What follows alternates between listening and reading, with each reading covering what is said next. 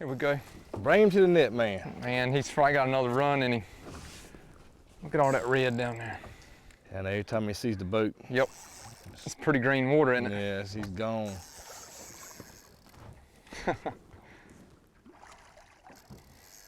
So welcome to North Carolina. I bet he's never seen anything like that before, Scooter. I bet that redfish had never seen nothing like that before.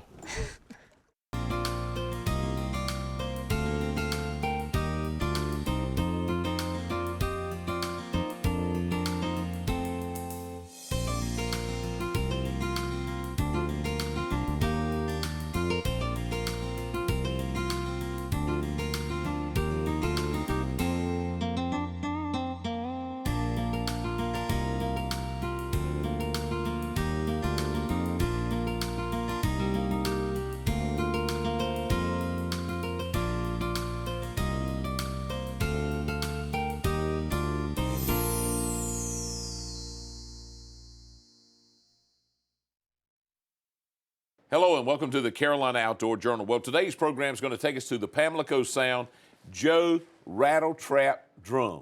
That's it. Yep, it's another method that we've learned here recently of how to catch these big red drum that we have in Pamlico Sound, starting in midsummer up through mid-September, late September some years. But for so long, the only way most people targeted big drum was with cut bait, fresh bait on the bottom. That was the traditional way, and most of it was done at night. Here in the last several years, we've, through a number of guides who have worked different methods, have learned that you can catch them like we did last year on popping corks, which is a very effective, very fun way of doing it. A lot of, sometimes some topwater action associated with that, drum actually coming up and hitting the corks.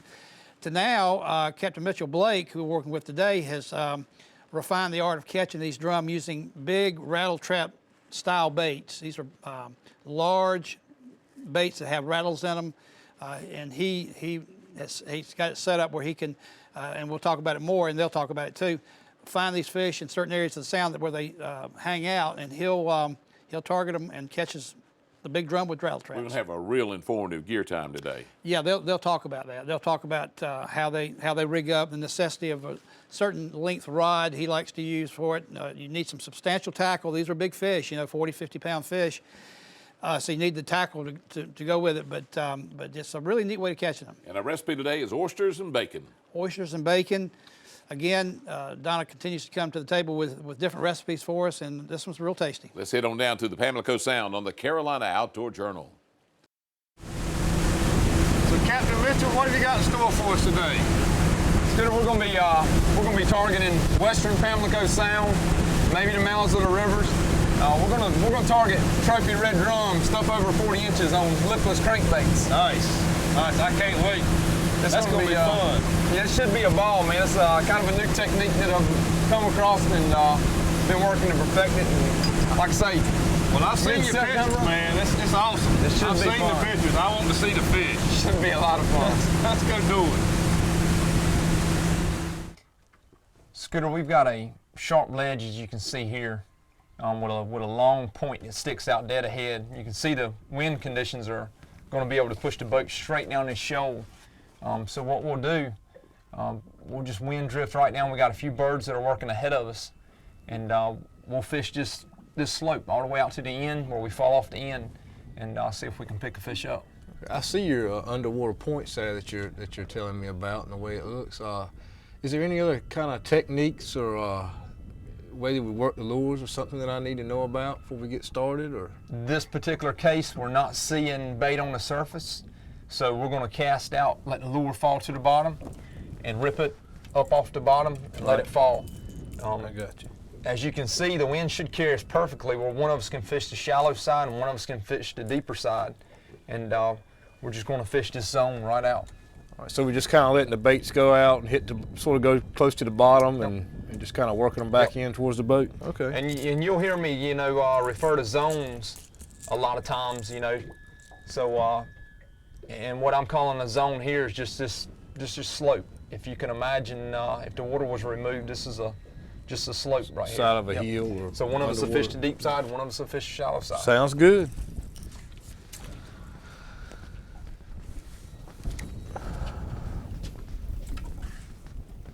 Got a little head shake up here, Scooter. I see you got one, man. Looks like a good one. There we go. There we go. Just coming right across the top of this shoal here. You just take your time.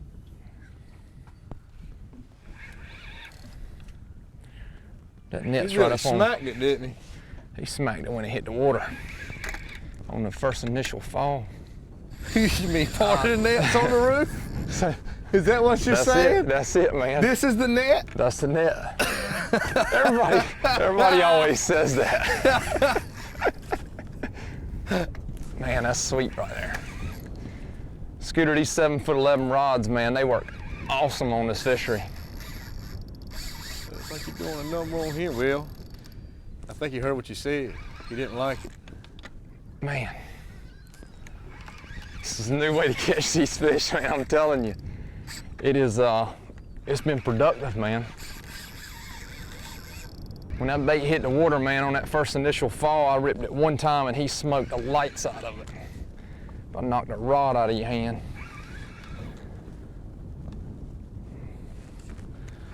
The water is, water stained up from all this rain. We should get a glimpse of him here in a minute. There you go. Scooter. That is a big Scooter. Man. I might need to grab him. All right, I'm gonna bring him up. He may have one or didn't two even- more runs in I him. didn't even see the bait in his mouth. He's got that sucker. He went on it. There it goes. Uh-oh. All right, Scooter. Just let him go. We got one hook in him. Yeah, just let him go, Mitchell. Don't try to horse him. Bait's done come We out. got one hook and a big fish.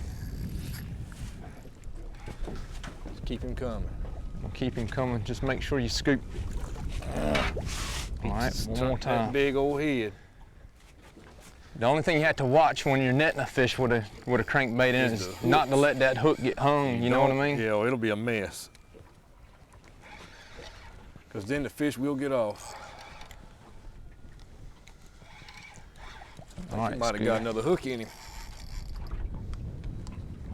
I don't want that hook to come out right now either.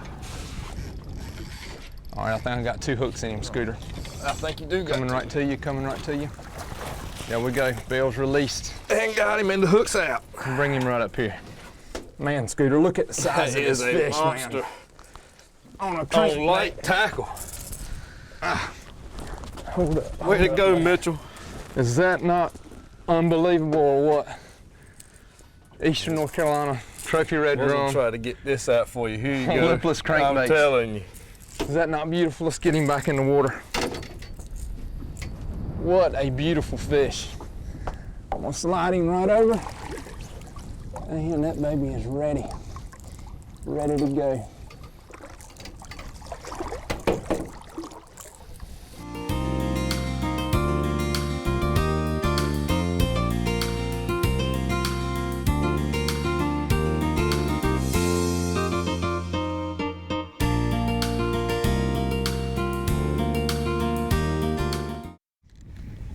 You know, Scooter, out of all the fishing we've done together, whenever you saw that fish come up, I mean, what was your first initial Man, thought on that? that's just a big fish to be seen caught on a Rattletrap or a rattling type bait, lipless crankbait out here in open water in the Pamlico Sound. It's kind of unbelievable to see it happen.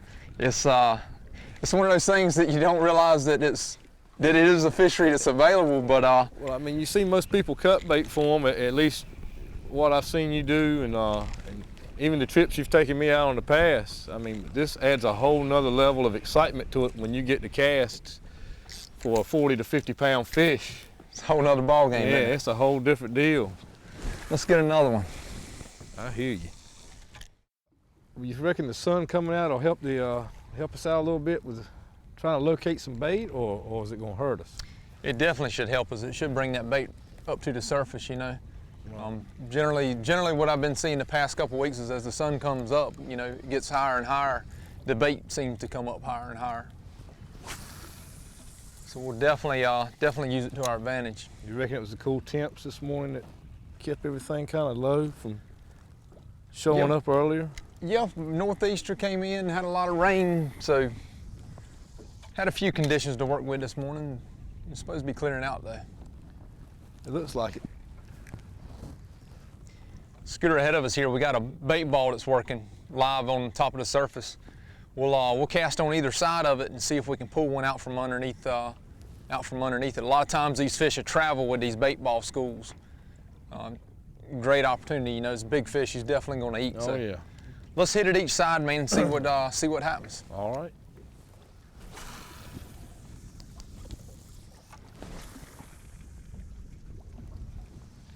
Damn, gone, Scooter. He finally got Man, it. he nailed it. I dropped it right in that bait school. Holy moly. Did you hear that? Where's your trolling motor, and I'll run the thing. Right here, I got it, bud. Just gonna let him do his thing. There we go. Let him do his thing, man. He ran some line out, didn't he? He sure did. I'm gonna keep him up high. Looks like a few obstacles in here. Yeah, it looks. I can't We're in tell fairly how close shallow he is water, to that man. next buoy down there either. He's headed straight, right in the middle of the rock. Yep. That's all right. Look at this, Scooter. Easy, buddy, easy. He's probably got another run in him, Scooter. Yeah, he does. Man. Another good one, isn't it? Yes. Yeah. Man, he was following right behind that bait ball. at least- I just dropped it in there. He's at least 35, 40 pounds.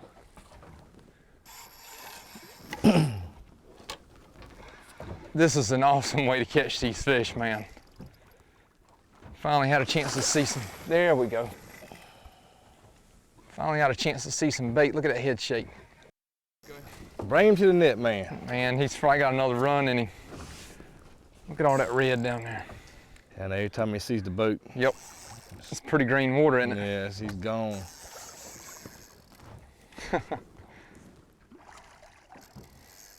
So welcome to North Carolina. I bet he's never seen anything like that before, Scooter. I bet that redfish had never seen nothing like that before. Man, that's that pretty.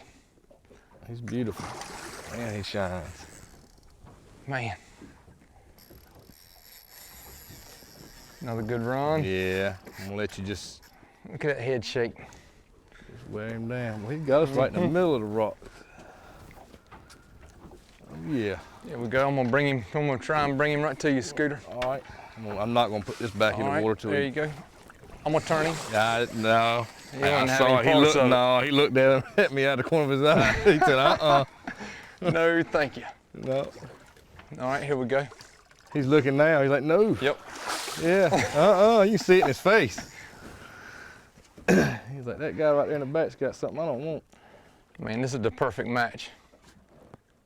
A lot of fun. All right.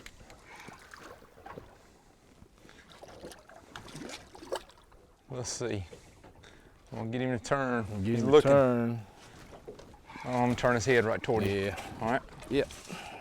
Give him a turn. Give him a turn. He's gonna take out some drag. I know he's looking at us just like we're looking at him. Yeah, bring him down the side of the boat like we did earlier. All right. Now I'm gonna walk See if him we right can to you. get- Yeah. Man, he's about got a blue nose, doesn't I'm he? telling you, he should. Way he hit it. I'm gonna turn him right to you, bud. There you go. That's a good one. Is that a good one? Yep. Man, Scooter, that's another That good is a one. big one. It really is. Came on that Came on that lipless pink one. crankbait again. That fish, look how pretty this thing is. Holy moly. Another beautiful fish. We can get him back in the water. Let him swim another day. Appreciate it, buddy. That's awesome. Oh man, he's gone. He is gone. And Play so, another day. so were your hooks. How awesome is that, man? That was cool. Crankbait. Joe, that's a unique way to catch fish. Well, it's different. It sure is. I mean, from what we were used to in the past, and then last year through the popping cork development, and that's a really exciting way to do it. But this way, you know, you can you know, we had some weather conditions on this show too that we had to deal with early on, but then we started in some different areas that he wanted to start in. But we caught him, like you said, on ledges to start with that he had marked on his depth finder, and then we later in the day we started looking for bait balls, and that's a pretty neat way of doing it. Looking for bait balls, menhaden near the surface, kind of nervous, kind of tells you there's maybe something underneath them, and that's the way we caught our other fish by doing that. And so, very productive way of doing it. All right, it's time to go to school. Let's go to gear time.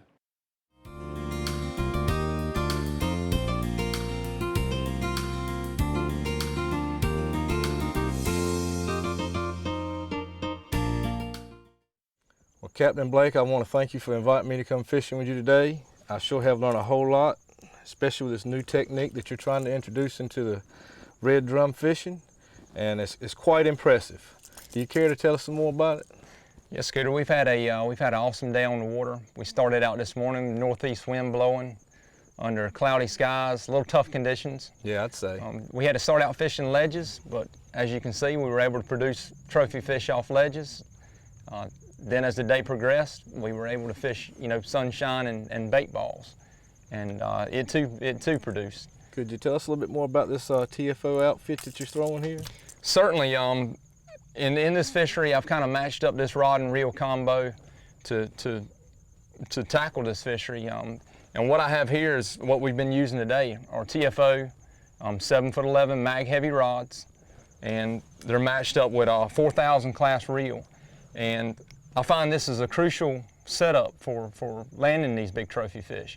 An adequate rod that can cast long distances, has a lot of backbone, but still enough finesse that you can fish your style lure. Yeah. The drag system in this reel is adequate to handle these big fish and still be able to land this fish without harming, without any harm whatsoever to the fish. I match it up with 40-pound braid. And as you can see here, I don't have a leader, any kind of leader material. I'm going straight braid to my lure.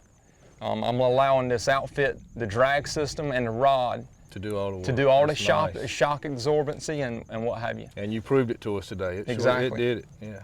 And the lure that I have here is just a lipless crankbait. Changing the eyelets out on it, changing the hooks out on it to make it withstand the impact of these big fish.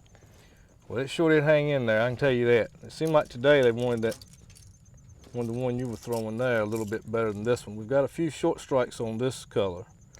Exactly. I think that the conditions today, under cloudy skies, overcast skies, I think in water clarity, we've had a lot of rain. So I think this lure was producing, but both of them work excellent, excellent. Oh, they're great baits, there's no doubt. Well, Scooter, I welcome you back anytime, and it was a pleasure fishing with you today. Well, thanks, man. We'll do it again in the future. We sure will. We'd like to thank Captain Blake for all that valuable information and hope that you've learned something. And if you'd like to go fishing with Captain Blake, his number's there on the screen. Give him a call, and he too will put you on some fish. Now let's catch up with Donna. She's in the kitchen with a recipe using oysters and bacon.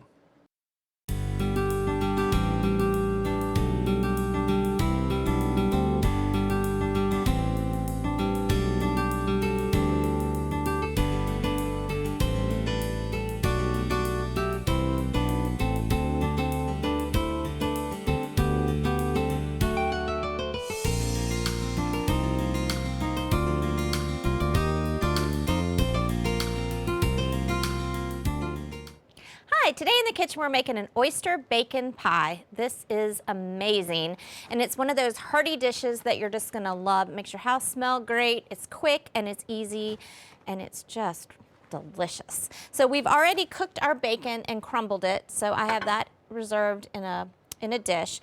We have some butter in our pan melting. We're going to add celery, green onion,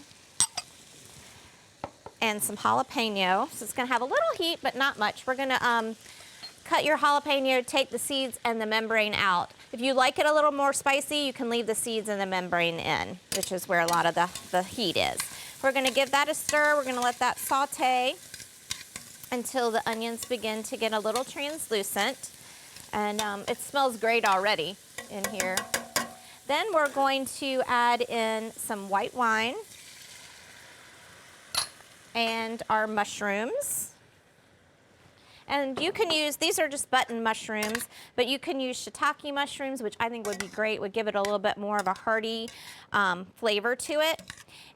Or you can just use a mixture of mushrooms. So we're gonna give that a stir. We're gonna add in some garlic. And you wanna make sure that your garlic, you don't cook it at too high of a temperature because you don't want it to burn and then it'll become bitter. And that's not what we want. We just want that great flavor. So we're gonna give that a toss. We're gonna let that cook a little bit. And of course, if you're doing this at home, you're gonna take a little bit more time. Then we're gonna take some fresh lemon and we're gonna squeeze 1 fresh lemon in here. So it's got all these great flavors. And then we're gonna, while we have this liquid, we're going to add in some flour, and this is gonna make it's gonna be a thickening agent. So we're gonna give this a stir. And it kind of coats all your vegetables, and then we're gonna add in some some stock from our oysters. We've just reserved the liquid.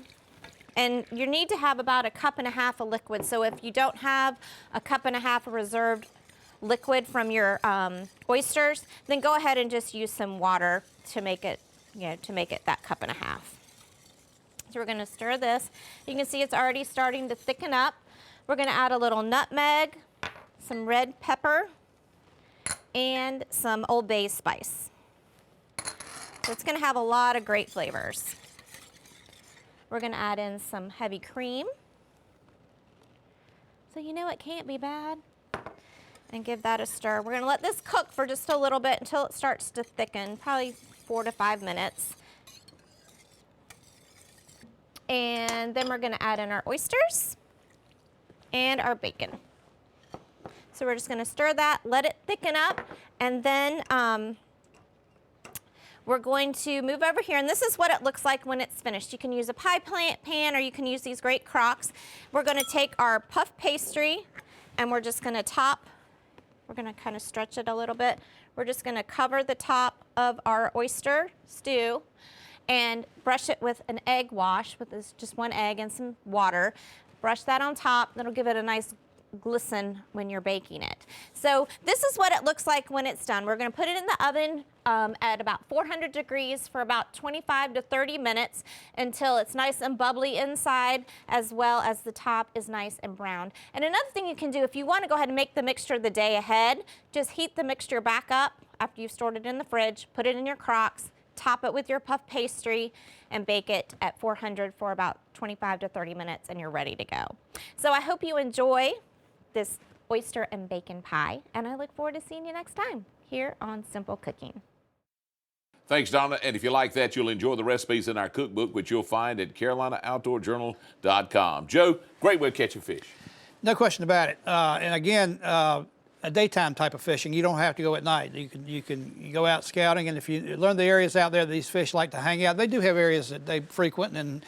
But I think one of the best ways to do it is visually. If you can catch a pretty day where the water's fairly slick and you can identify the bait balls and go to them and try them. Not every bait ball is going to hold a fish, but really a neat way to do it. And again, the old way of doing it, we used to cut bait on the bottom. Nothing, I won't take anything away from that. Once you hook the fish, it's the same fight. But this is just giving you another opportunity to try a different method that's equally productive, and you can move around a little bit, doing this, and lots of fun. And with a name like Rattletrap, it's going to be fun. Absolutely. For Joe Albee, I'm John Moore. We thank you for joining us today on the Carolina Outdoor Journal.